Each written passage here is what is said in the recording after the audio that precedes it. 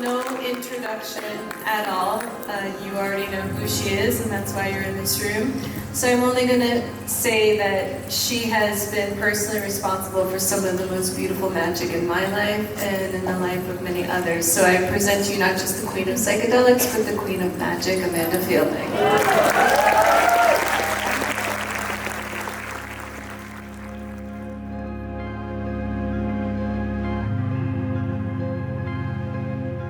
Beckley Foundation, I started with the first intention was how to do a study investigating a hypothesis I held, which was underlying the changes in consciousness.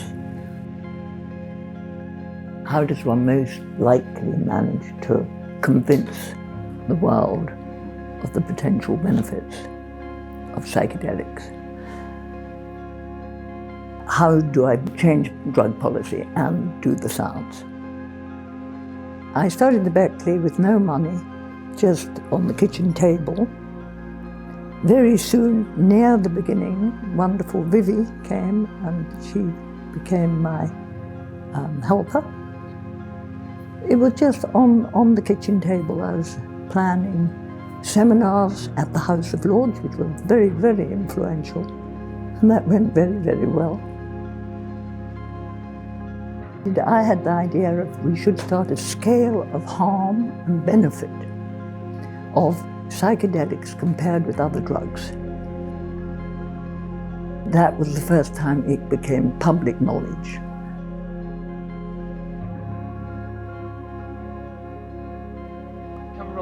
In my youth, I was delighted to be part of the Aquarian age. I loved its freedom and sense of adventure.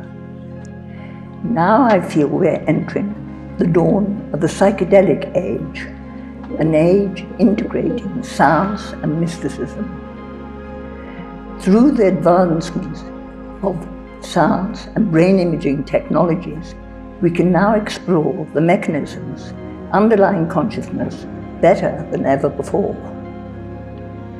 I believe that the psychedelics, through the serotonin 2A receptor, increase the energy supply to the brain, expanding connectivity, neuroplasticity, and neurogenesis.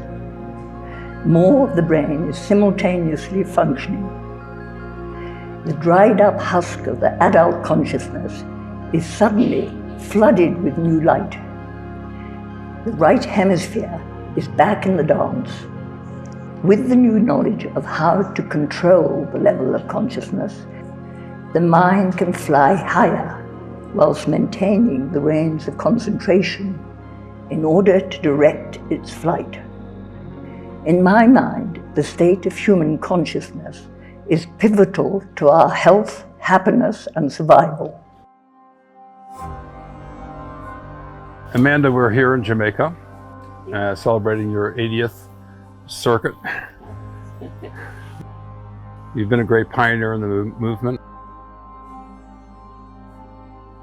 I had been in the psychedelic sphere since 1965. And then in 1966, I met Bart Huges, who was, for me, a great teacher of the neuroscience. There was such adventure and discovery in the air. I wanted to study comparative religion. I'd won a science prize at school and wanted to get books on Buddhism, which I was very attracted to.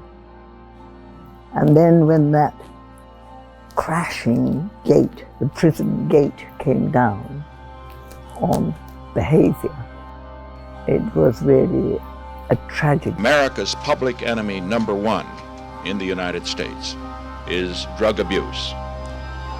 In order to fight and defeat this enemy, it is necessary to wage a new all-out offensive. This is your brain on drugs. Any questions?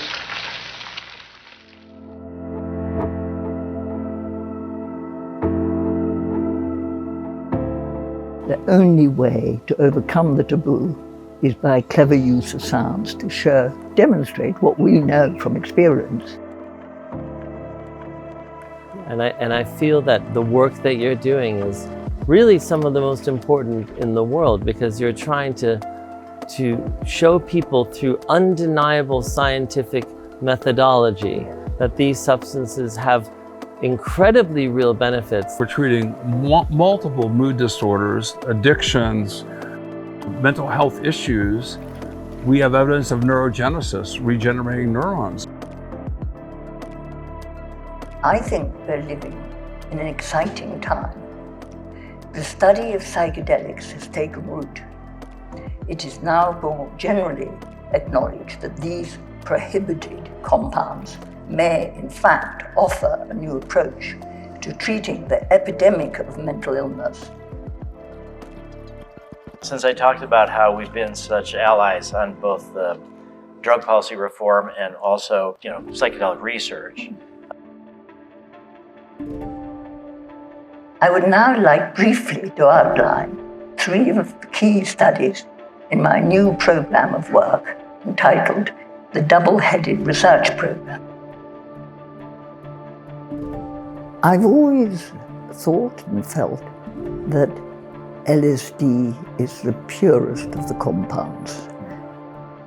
Recently I had this wonderful experience with a 97-year-old lady who, when her son went away for a week or so, she went into a deep vegetative state. And when he got back, she didn't recognize him. Adoring his mother as he did, and having discussed it with her before, he gave her a microdose of LSD. And that, in an amazing, rapid transformation, brought her sense of self back.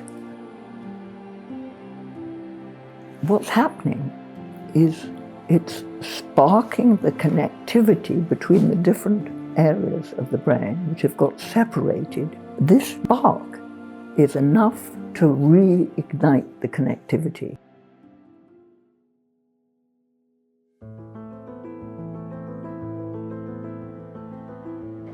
A second study which I'm carrying out, the hypothesis that a key mechanism underlying the effects of psychedelics is to increase the volume of blood in the capillaries of the brain, thereby supplying it with more energy.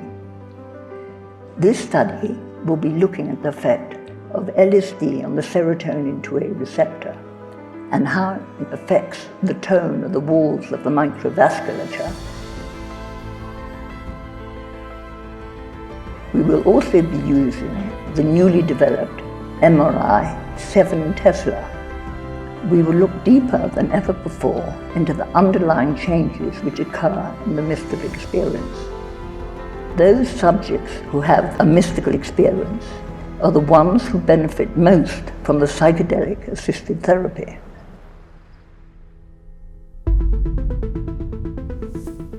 Unproductive patterns of behavior can dissolve and be replaced by fresh, more positive beliefs and patterns.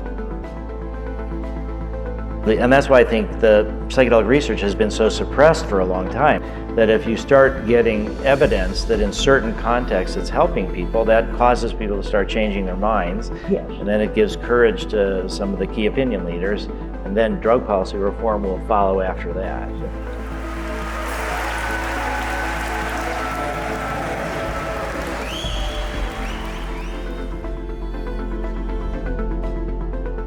Well, Amanda, we've shared this very special moment in time and space together. You are a kindred spirit from a long lineage of ancestors, and you represent them so well. And I want to thank you. I think all of us, thanks you for your courage, your kindness, your wisdom. You're being so ahead of everyone else, and you've really helped blaze the trail. So you have our collective deep gratitude.